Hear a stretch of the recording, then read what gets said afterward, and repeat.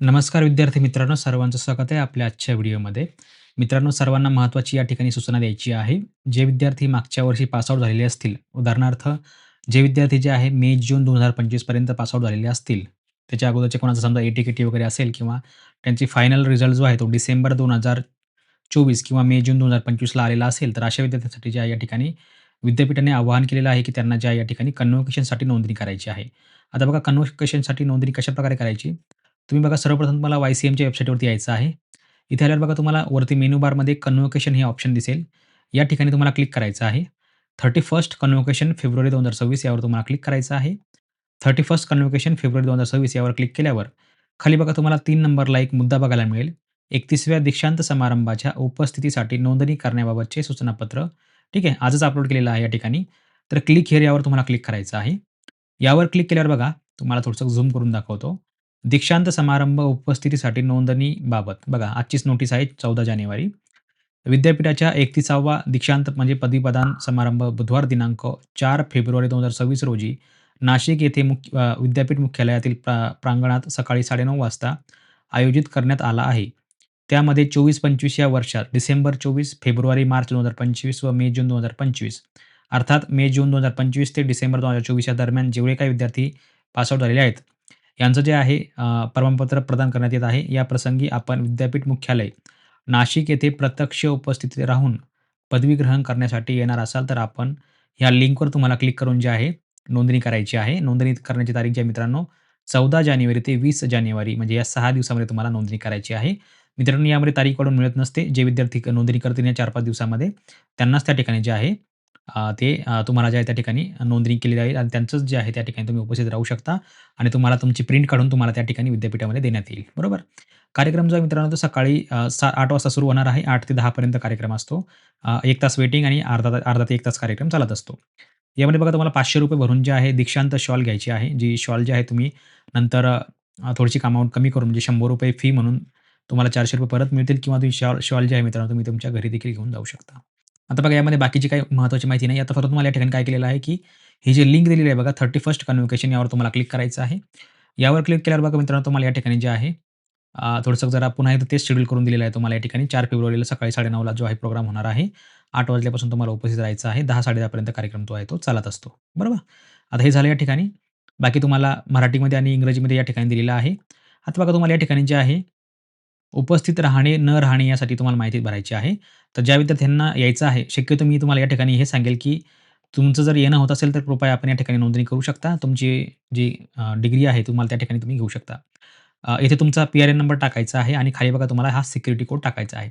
आता बघा या ठिकाणी मी एका विद्यार्थ्याचा पी-आर-एन नंबर टाकतो, जो की माझ्याकडे आलेला आहे. समजा त्याचा मी अप्लाय करतो. CEJD5 हा सिक्युरिटी कोड टाकायचा आहे आपल्याला.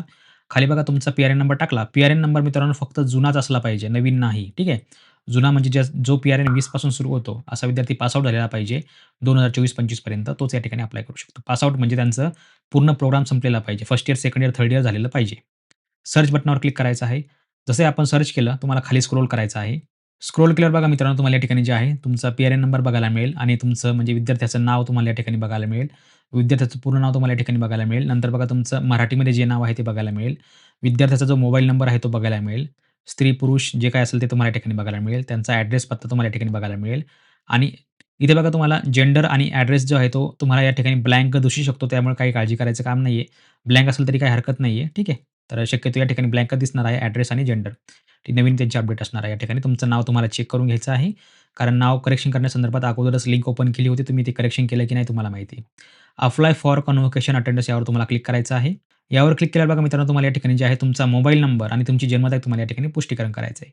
तुमची जी काही मित्रांनो जन्मतारीख असेल ती तुम्हाला या ठिकाणी जी आहे आता बघा मित्रांनो या ठिकाणी मी जन्मतारीख सिलेक्ट केलेली आहे. मोबाईल नंबर देखील आलेला आहे. मोबाईल नंबर जर चुकीचा असेल, तर तुम्ही मित्रांनो या ठिकाणी एडिट करू शकता. काही अडचण नाही. डेट ऑफ बर्थ टाकायची आणि सबमिट बटनावर क्लिक करायचं आहे. मित्रांनो मी सबमिट बटनावर क्लिक केलेलं आहे. आता बघा या ठिकाणी तुम्हाला जे आहे, तुमचं नाव तुम्हाला या ठिकाणी बघायला मिळेल. तुमचं मराठीचं नाव तुम्हाला या ठिकाणी बघायला मिळेल. तुमचा मोबाईल नंबर बघायला मिळेल. तुमचा पी-आर-एन नंबर या ठिकाणी तुम्हाला बघायला मिळेल.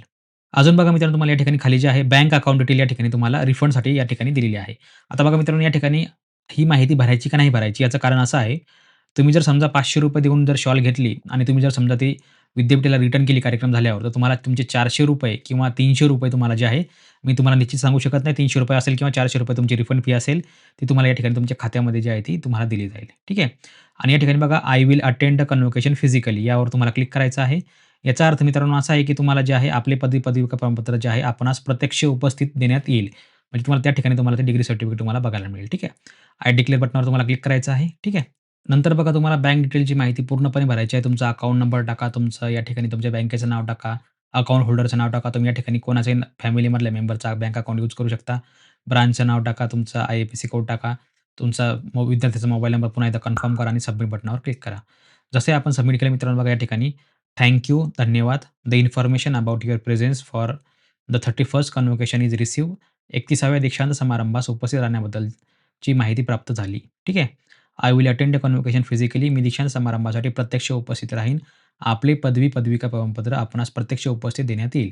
म्हणजे तुम्ही या ठिकाणी अटेंडन्स केली म्हणजे तुमचं जे आता या ठिकाणी अटेंडन्स गेली याचा अर्थ तुमचं जे काही डिग्री सर्टिफिकेट असेल ते त्या ठिकाणी ते प्रिंट करून ठेवतील आणि तुम्ही त्या त्या ठिकाणी कार्यक्रम झाल्यावर तुम्ही त्या ठिकाणाहून ते कलेक्ट करू शकता. तुमचं जे आहे रिजन वाईज तुम्हाला त्या ठिकाणी दिलं जातं. रिजन वाईज म्हणजे अमरावती विभाग झालं, संभाजीनगर विभाग झाला, नाशिक विभाग झालं, त्याच्यानंतर पुणे विभाग झालं, अ, कोल्हापूर विभाग झाला, नागपूर विभाग झाला, असे प्रत्येक विभागातल्या त्या ठिकाणी जे आहे तुम्हाला काउंटर दिलेले असतात. त्या विभागामध्ये जाऊन तुम्हाला त्या ठिकाणाहून जे आहे तुमचं जे डिग्री सर्टिफिकेट आहे तुम्हाला कलेक्ट करायचं असतं तुमचं नाव सांगून. ठीक आहे.